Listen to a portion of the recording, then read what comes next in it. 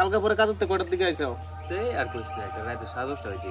অত কাম কি করন যাবো, সামনে পূজা না, একবারে মানে পূজার কাম একদিনই করে আলতেছে তো সব। পূজার মধ্যে চাপ পড়ে যাইতেছে বেশি আমরা।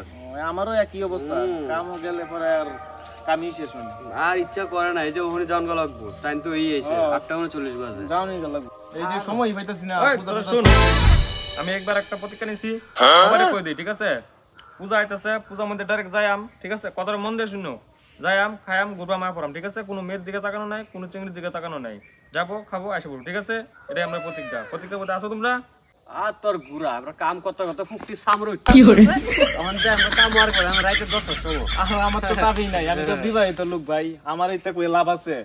তুমি যা কার লগে প্রেম করছো, অনগা তোমার ধোকা দিছে, তুমি যা বুঝো গা, তুমি অন গুতা না লাগি আমরা কইবা আমার লগে এতে কই কথা কই লাভ আছে? ওই তোর মোবাইলে ফোন আছে, ফোনটা তুই লাগে। কেরা ফোন করছে? শালি ফোন করছে রে। দাদা তো শালি নাম্বার দেনা দেনা দেনা, পূজার মধ্যে ঘুরা কেউ না, দেনা দেনা দেনা দেনা দেনা দেনা দেনা। কি কইলে মুজুর, তুই না মাছ কইলে কোনো মেয়ের নিচে ঘুরতে না যাইতি না, তাহলে ওখানে আবার শালির নাম্বার দিতাম, হড়া গেলাম।